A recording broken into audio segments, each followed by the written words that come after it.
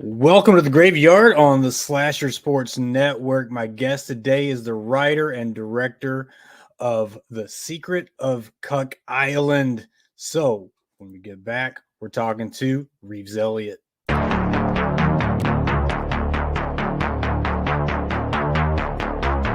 will say that I have shed innocent blood. What's blood for, if not for shedding? I'm my number one fan. We all go a little mad sometimes. God, it knows I'm here. They're coming to get you, Barbara.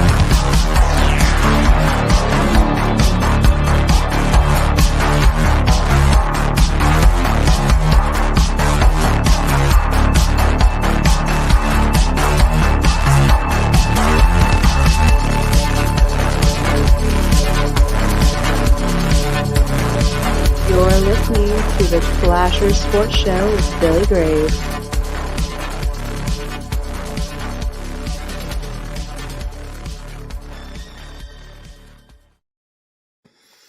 Welcome to the show, Reeves. Yeah, happy to be here, man. That is a bitchin' intro. You like that? Man? Big fan. I like it. You got the Shining girls in there. You got some sort of like it looks like a voodoo doll or something like that. Yeah, man.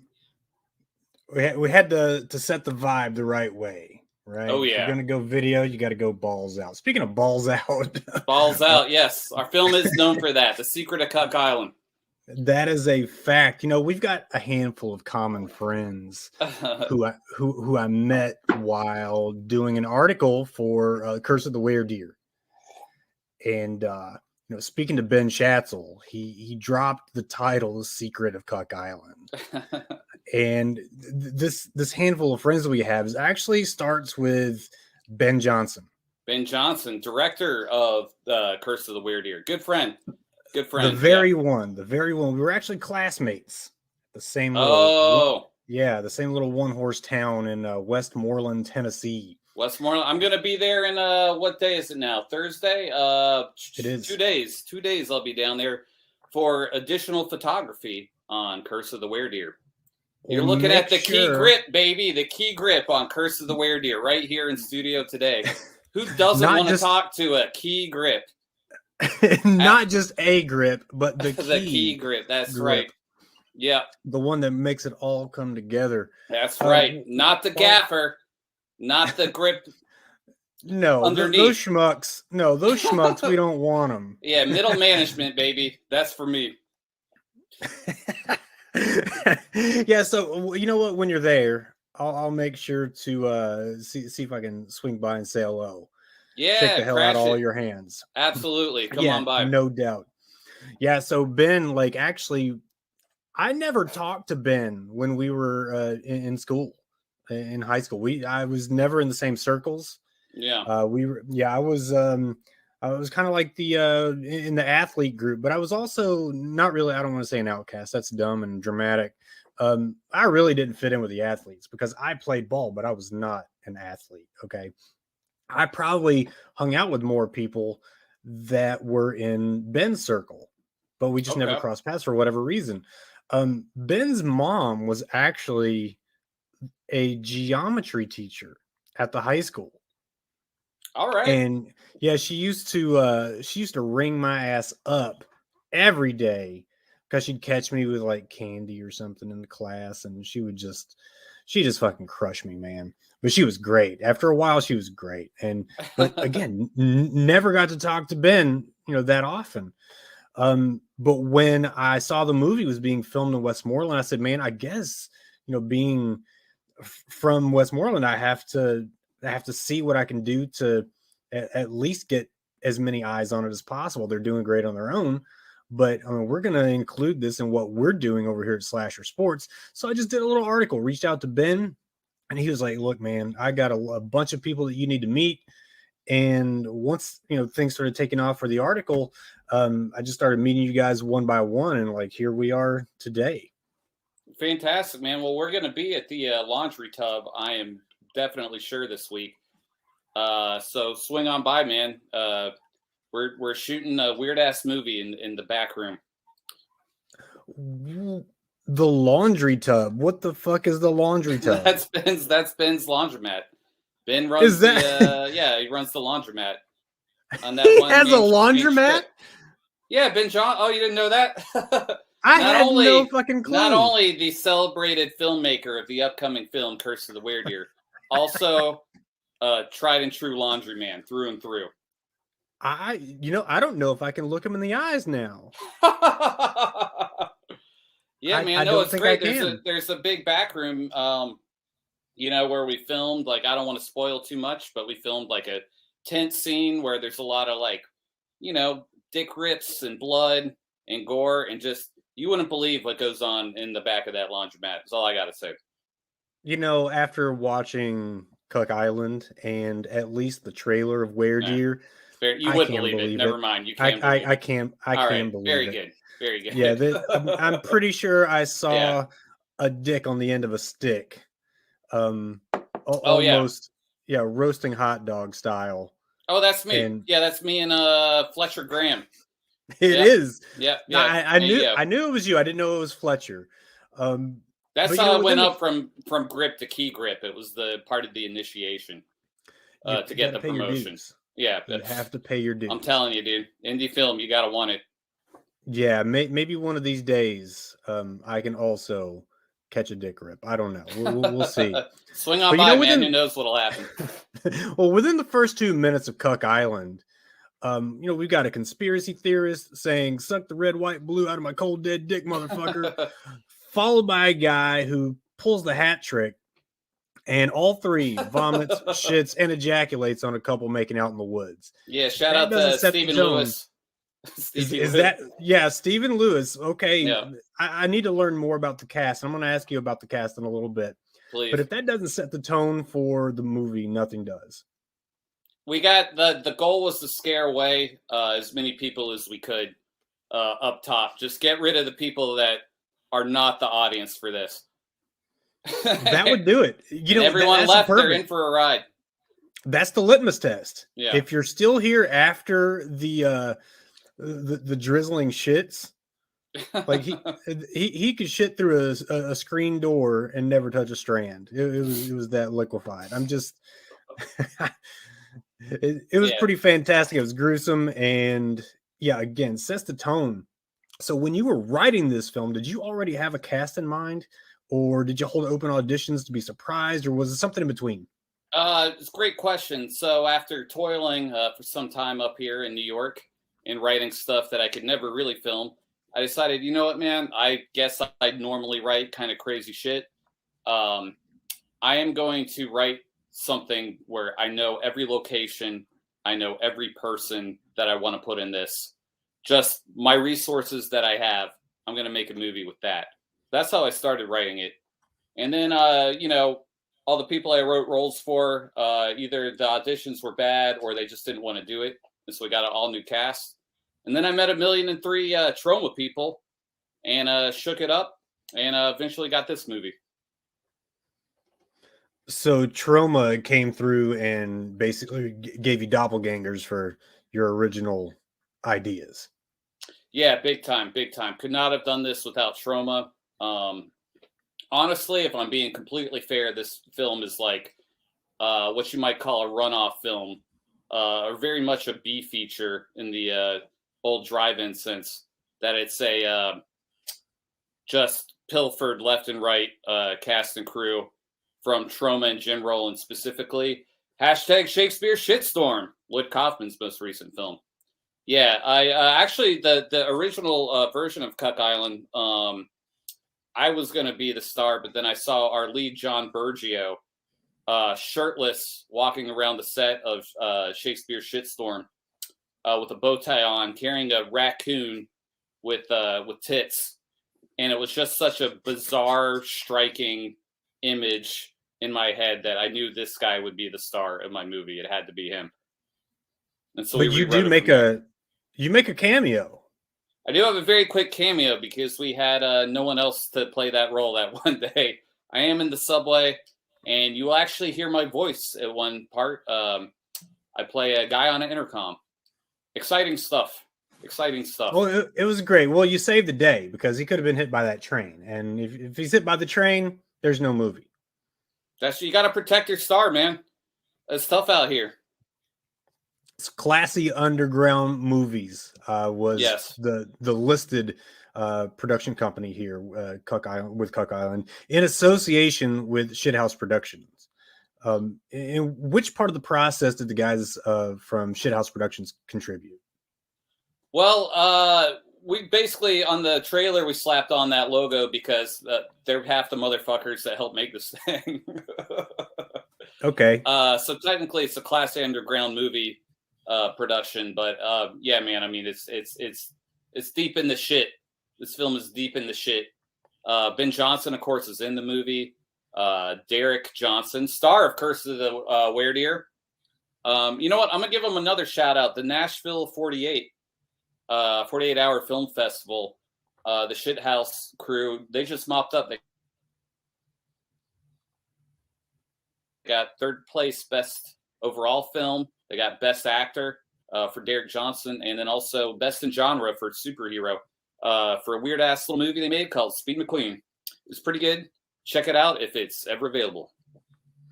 Sorry, I went to plug it there. You have to remind me. Plug the shit out of him, man. That's what we're here to do. We're really here to push your project. If there's any type of momentum that we can help garner, we want to get it in more and more festivals across the nation and world. Hell yeah. But as far as like the question, you answered it. You basically, they made half the movie or helped make half the movie. But what about Troma? You said that you got a lot of their guys to fill in some of the roles. Who were some of those roles? And this is really a question for those who don't know the names behind the labels. Right. So Troma, they're very famous, of course, for Toxic Avenger. The Toxic Avenger is their biggest film. They've also made some films like Poultrygeist, Night of the Chicken Dead, Class of Nukem High, and then more recently Return to Nukem High, volumes 1 and 2. And Cannibal the Musical. That's a good one. They distributed the South Park guys' very first movie, Cannibal the Musical, which is great. So they've been around forever. They were very big in the VHS days. They've always been, as Lloyd Kaufman puts it, the herpes of the film industry. They just keep coming back. They never go away. You can only suppress it. Oh, yeah. So I was lucky enough to get to work 2 days, thanks to a friend on Bjarni Gator, Bjarni Thomas. He's actually in the post-credit scene in Cuck Island. He got me on 2 pickup days on Shakespeare Shitstorm working with the Troma crowd, and that's where I met John Bergio, the star of the movie. Also led to most of our crew. Of course, our core crew was Sam Zhang on camera, James Boylan on sound, Gabe Romero is our production assistant. So I got basically all the core crew from Troma, and also some people like Zach Amico, who's very famous now, or he's doing pretty well on the Gas Digital Network. He's hosted Real Ass podcast, Midnight Show. Good up-and-coming comedian here in New York. We also have Dwayne Steeler, Purple Pam, Dylan Mars Greenberg. The list goes on and on and on. I have to stop talking now because I need to get a little air. And well done, sir. Next question. Yes. Well done. A lot of the time when I was watching this film, I liked how basically it's almost a found footage. Would you call it a found footage film, or at least just a first person POV? Yeah, totally. Found footage. I love found footage. A lot of people don't. I love found footage. Hell yeah, dude. I love part the of it genre. made me think of. Yeah, well, first of all, let's go back to the original found footage film. Sure. Cannibal Holocaust. Okay. Yes. Was that ever? Okay. Was that ever? I appreciate that because a lot of people would say Blair Witch Project was the first one, but Cannibal Holocaust, absolutely. Yeah, and there may have been others before, but nothing was ever more influential and more important than Cannibal Holocaust, no matter how you feel about, certain parts of the film. The guy was basically in a year-long lawsuit because he was thought to have murdered the cast, and he had to basically ask them to not take any work over the next year. So, like, right, yes, because right. He had to bring him out of hiding to prove that they were still alive and well. So hats off to a motherfucker like that. As far as revival, though, sure, Blair Witch definitely gets its kudos from me.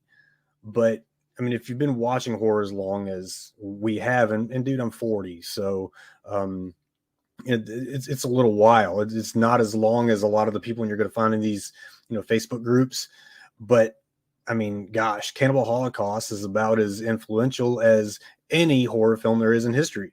So yeah, fuck yeah, found footage is the tits, no doubt.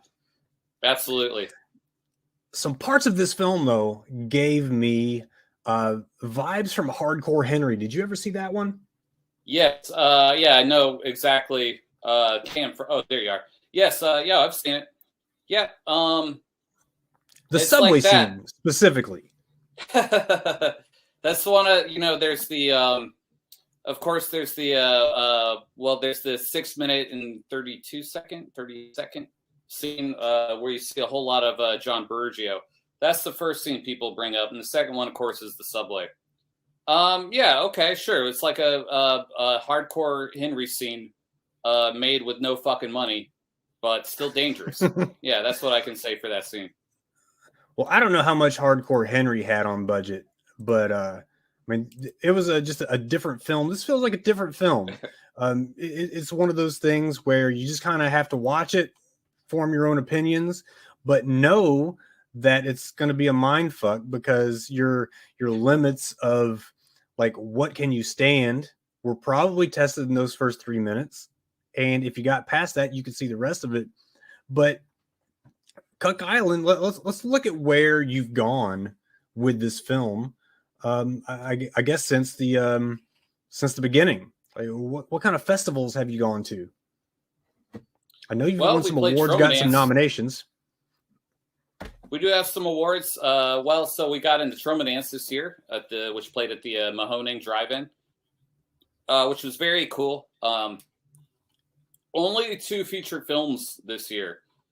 Divide and Conquer by Mercedes the Muse, which is pretty fucking gross in its own right. All credit due to Mercedes the Muse. It is a filthy film, and I'm in awe. But so that and The Secret of Cuck Island played.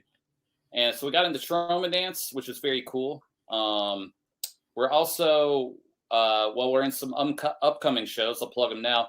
September 30th, we're playing at Cinema Wasteland, the legendary horror fest in just outside of Cleveland in Strongsville, Ohio. We'll be playing at 11 p.m. And then we also got into a festival in Nevada called Scum Dance, which just feels like the right home for The Secret of Cuck Island, I gotta say. And that's going to be playing at the Elbow Room, which is a dive bar. All I know is we looked on the map, and if you walk out of the bar, you look to the left, there's 3 trailer parks, and you look to the right, there's a casino where you could spend all your house money you might spend getting a nicer place. You can blow it right there.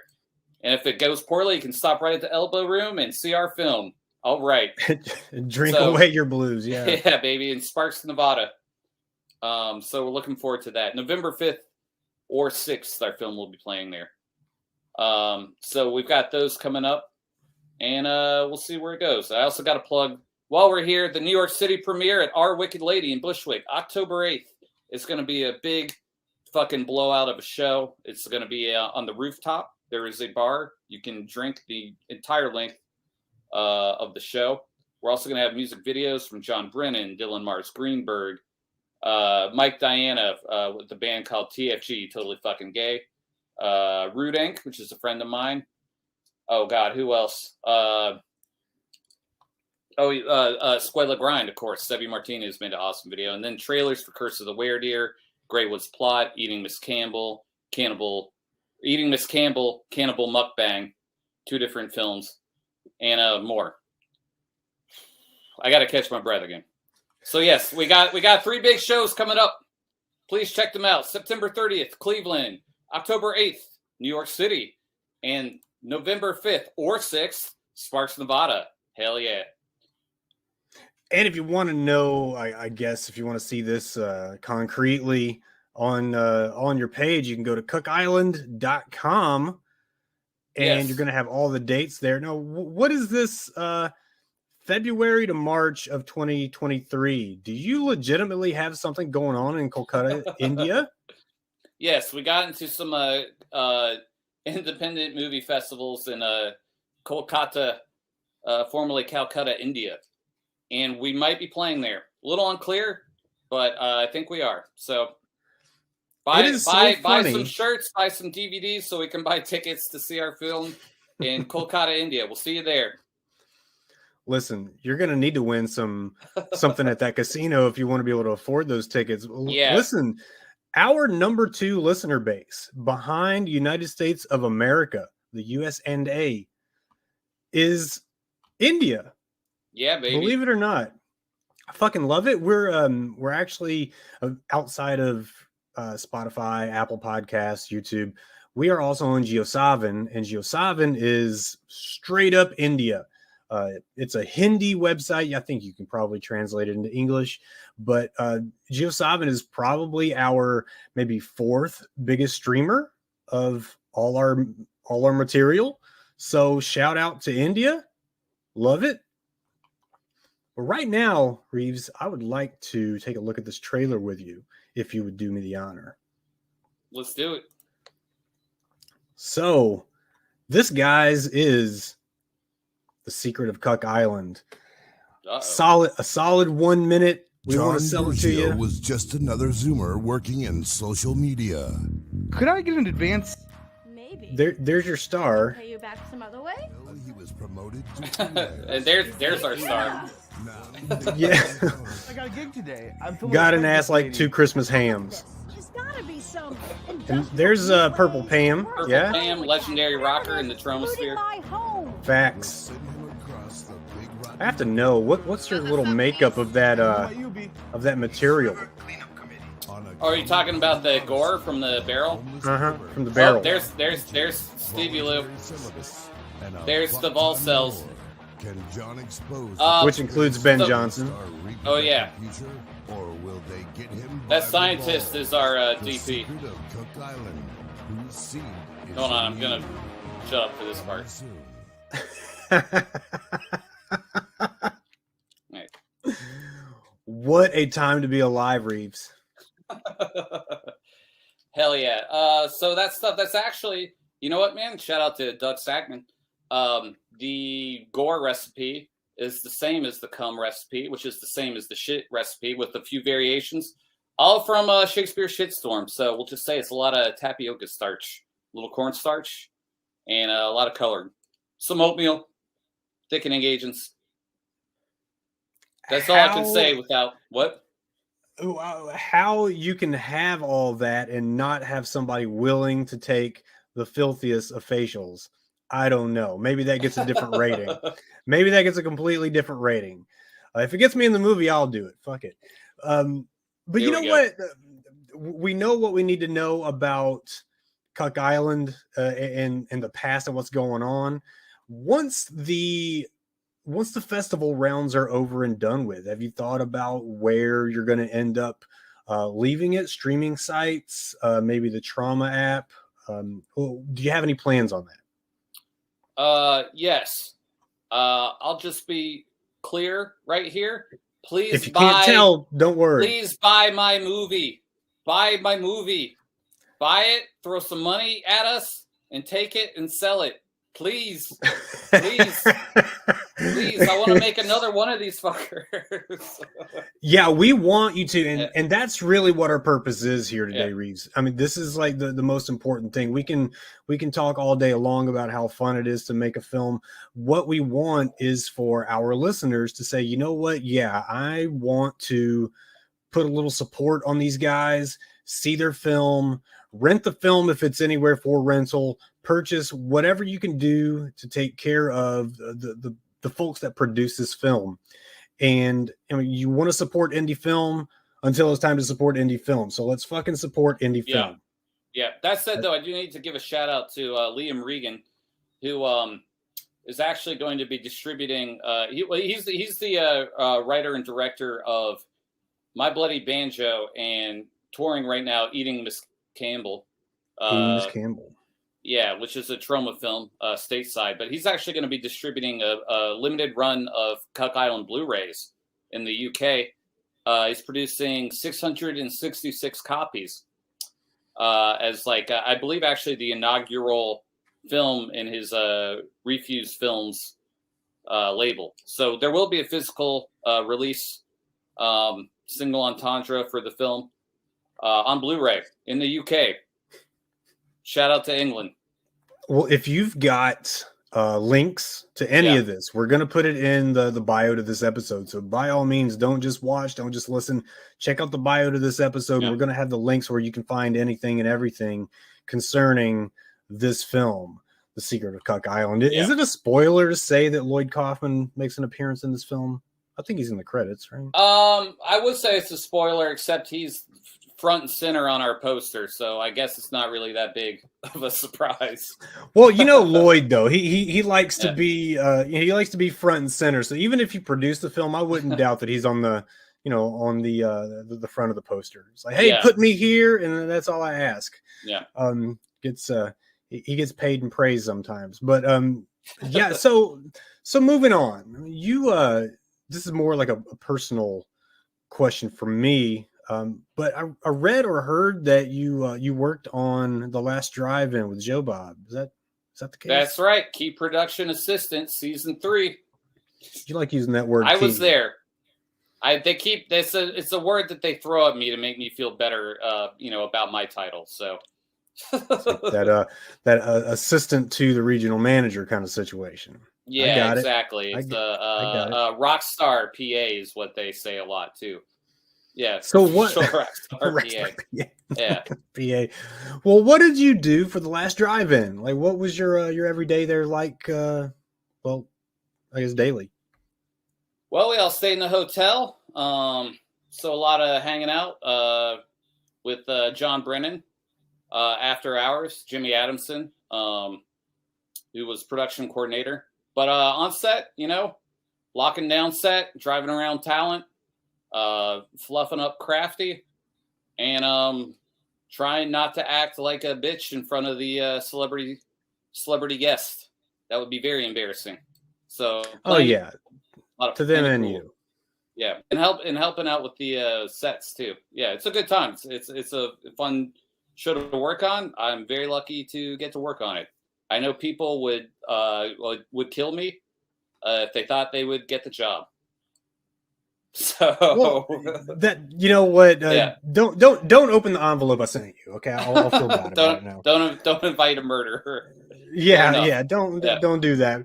But Joe Bob's got this like never-ending wealth of knowledge about film in general, just in general, and not even horror, which is where we really like to hang our hat. But I mean, I remember seeing him either on TBS or TNT when I was in high school, maybe even before that. Yeah, Monster Vision was fantastic. It just kind of gave us, horror fiends something to watch every day because Tales from the Crypt was hot at the time. Freddy's Nightmares was gone, so we didn't really get our prime time, or not our prime time hour. Like regular TV, was showing us things we shouldn't be seeing. So we just had to find something, and Joe Bob gave us exactly the flavor that we needed. But this.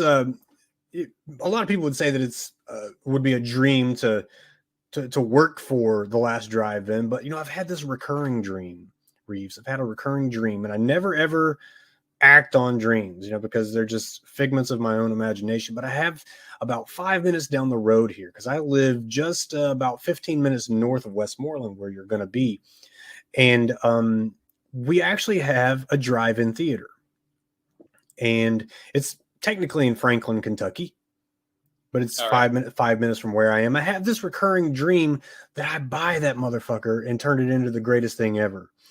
And God damn it, if I don't want to do that. All for it. The pandemic led to a big resurgence in drive-ins popularity because you could go see it without, spreading disease, I guess. Well, yeah, I guess that's true. But it's a hell of an experience. Yeah, the drive-in experience when they were everywhere was just unparalleled. You can go into a movie theater and pay for overpriced concessions, but going to the drive-in, just being scrunched up there in your back seat with like 4 of your friends, and your parents are in the front seat, and you're watching through the rear view mirror. It's just impossible to see everything, but man, it was an experience unlike any other. I really wish drive-ins hadn't gone away, but now when you find one, it's almost like a unicorn. And having one here in my backyard is just it is giving me too many ideas, and I don't know that I can act on all of them, but God damn it, I can act on something. And I may very well do that. It's still open, still operational. Oh, it operational 3 nights a week or 2 nights a week, either Thursday, Friday, Saturday, or Friday, Saturday, and Sunday. But it's there every week, showing new films. I would want to show classic films through the week, and then maybe on the weekend show the. And I guess there's other things that I don't really know about, maybe getting rights to certain films. But God damn it, if I've got friends in the movie business and they want their film shown, then what's good for the goose is good for the gander, right? So take care of your friends, they'll take care of you. I see no way it can fail other than just going completely broke. Well, Reeves, I've kept you for a pretty good amount of time. I want to ask you what's next for Rives Elliot. What's next? Hopefully I'll see you on the road at one of these shows for Secret of Cuck Island. Beyond that, I did write a spin-off pilot, a sitcom pilot for the Volcells.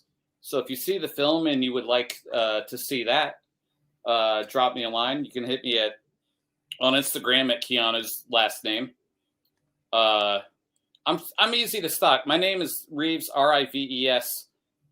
If you type that into any search engine, that probably narrows down the number of people. Rives Elliot.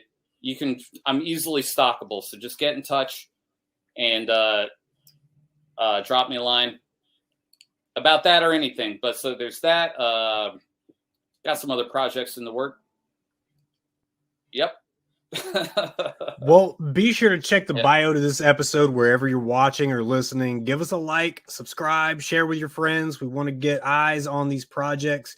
And as a reminder, you can find everything that we do on slashersports.com, on Twitter and TikTok at slashersports, on Instagram at slashersportsmedia. Everything in sports and entertainment, from college football to horror flicks. Now go forth, and may you drink the blood of your enemies from the skulls of their children.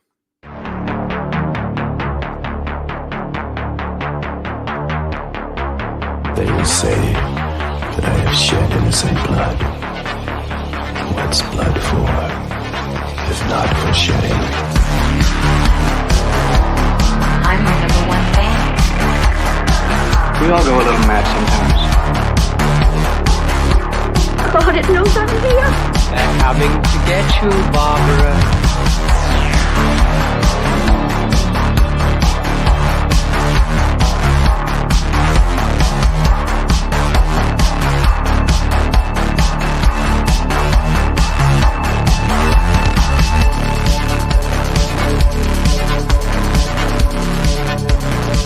You're listening to the Slasher Sports Show with Billy Graves.